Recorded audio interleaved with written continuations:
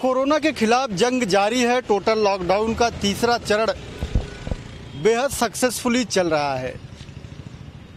एक लंबा समय होने के कारण जनता भी अब इसकी अभ्यस्त हो चुकी है और जो प्रशासनिक मशीनरी है वो भी इसको लेकर के काफ़ी सतर्क है। जिस तरह से कोरोना संक्रमण के मामले देश में बहुत तेज़ी से बढ़ रहे हैं, मौतों की संख्या बढ़ रही है, उसको देखते हुए राज्य सरकार पूरी तरह से अलर्ट मोड पे है। और इसके साथ ही साथ उत्तराखंड के जो लोग हैं अलग अलग राज्यों में अलग अलग जगह पे जो फंसे हुए हैं उनको लाने की जो कार्रवाई है वो भी अमल में लाई जा रही है।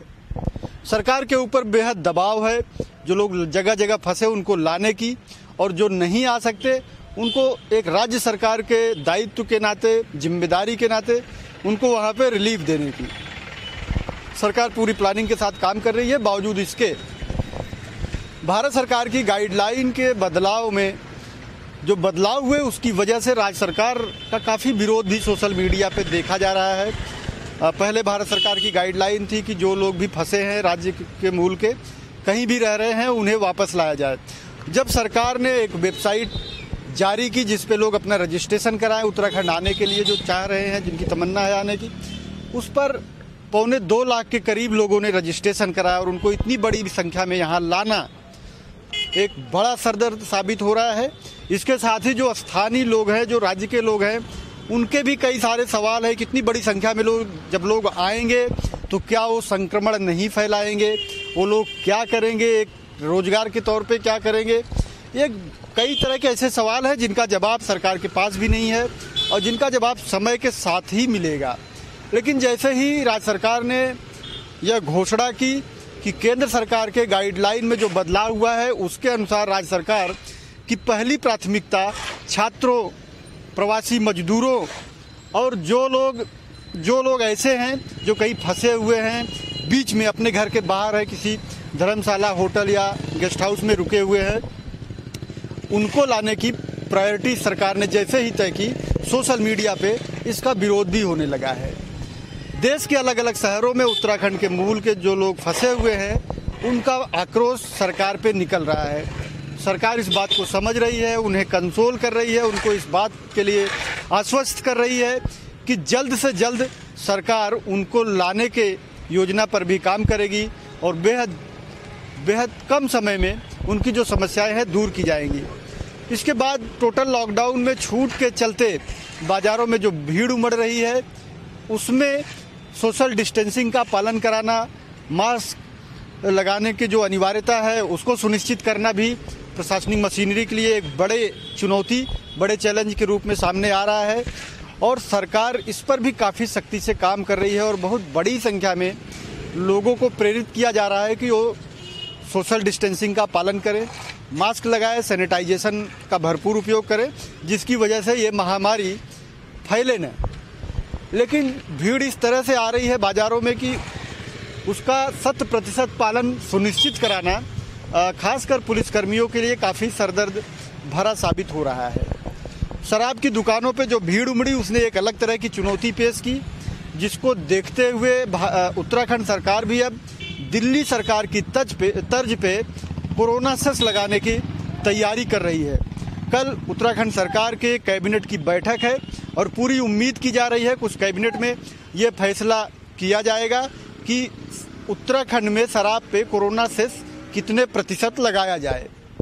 राज्य के जो मुख्य सचिव हैं उत्पल कुमार सिंह ने भी इस बात की जानकारी दी कि शराब पे कोरोना सेस लगाने की बात प्रक्रियाधीन है, चल रही है और उत्तराखंड सरकार की कैबिनेट बैठक इस पे फैसला लेगी कि शराब पे कितना कोरोना सेस लगाया जाए। इसके साथ ही अलग अलग राजनीतिक दलों ने शराब की दुकानों को खोलने को लेकर के राज्य सरकार को निशाने पर भी लिया है। इतना ही नहीं, उत्तराखंड के विधानसभा अध्यक्ष प्रेमचंद अग्रवाल ने भी शराब की दुकानों को खोलने का जो फैसला किया गया है उन्होंने भी उस पर आपत्ति जताई है और उन्होंने कहा है कि शराब को दुकानों को खोलने का ये उचित समय नहीं है।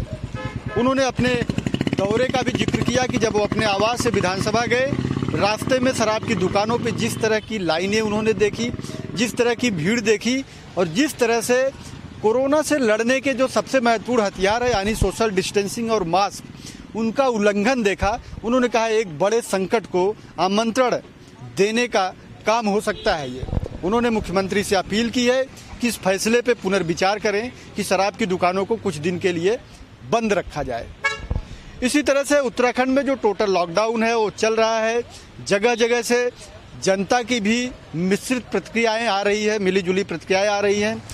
कहीं पे लोग सरकार से बेहद संतुष्ट हैं और कहीं पे कुछ दिक्कतें भी लोग हमारे माध्यम से सरकार तक पहुंचाना चाहते हैं कि खाने पीने की जो कमी है उस पर सरकार ध्यान रखे। और सबसे बड़ी बात है, जो पहाड़ में कृषि होती है वो फल पे बेस है, तरह तरह के फलों की खेती उत्तराखंड में होती है।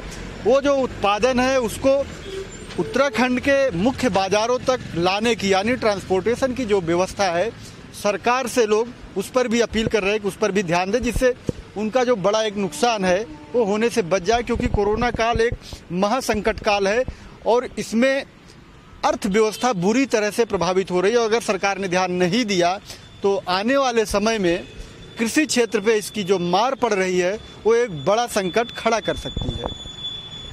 उत्तराखंड में लॉकडाउन के अनुपालन की बात करें तो आप देख सकते हैं कि ये जो चौराहा है ये रिंग रोड का प्रमुख चौराहा है। यहाँ से हरिद्वार, देहरादून, मसूरी और इधर ऋषिकेश यानी जॉली ग्रांट एयरपोर्ट जाने का ये मुख्य मार्ग है। यहाँ पे आप देख सकते हैं कि जो भीड़ है वो काफ़ी कुछ दिख रही है। हालांकि बगल में निगम द्वारा अनुबंधित वेंडिंग जोन है, सब्जी मार्केट है, फल मार्केट है, तो यहाँ थोड़ा भीड़ उसकी वजह से भी है क्योंकि 4 बजने वाले और 4 बजे तक ही इन दुकानों को खुलने की परमिशन है। लेकिन 4 बजे के बाद जो प्रशासनिक मशीनरी है वो लोगों की जो गतिविधि है उसे कंट्रोल करने में पूरी तरह से सफल हो रही है। 4 बजे के बाद जो कर्फ्यू है एक तरह से लगता हुआ दिखाई देता है। हालांकि कर्फ्यू में जो टोटल लॉकडाउन से छूट 7 बजे शाम तक है, लेकिन 4 बजे के बाद ही सड़कों पे सन्नाटा पसर जाता है। तो इस तरह से हम कह सकते हैं कि सोशल जो डिस्टेंसिंग है, जो मास्क, सैनिटाइजेशन, इन सब चीज़ों को लेकर के कम से कम प्रशासनिक मशीनरी काफ़ी सतर्क है और लोगों को मोटिवेट भी कर रही है और जहां जरूरत पड़ रही है वहां सख्ती भी दिखा रही है। तो उम्मीद है जिस तरह से उत्तराखंड में पॉजिटिव लोगों की संख्या पे सरकार ने नियंत्रण किया है, टेस्ट की संख्या बढ़ाई है, बावजूद उसके जो पॉजिटिव होने की संख्या वो काफ़ी कम है, तो एक आशा की उम्मीद दिखती है कि शायद यहाँ के जो नागरिक हैं, यहाँ की जो सरकार है, यहाँ के जो प्रशासनिक ढांचा है वो इस बात को लेकर के शायद बहुत गंभीर है कि इसमें कोई भी कोताही हमें बड़ी कीमत चुकाने के लिए बाध्य करेगी, मजबूर करेगी, इसलिए उस पर बेहद सतर्क हैं। कैमरामैन संचित शर्मा के साथ देहरादून से धीरेन्द्र प्रताप सिंह की रिपोर्ट।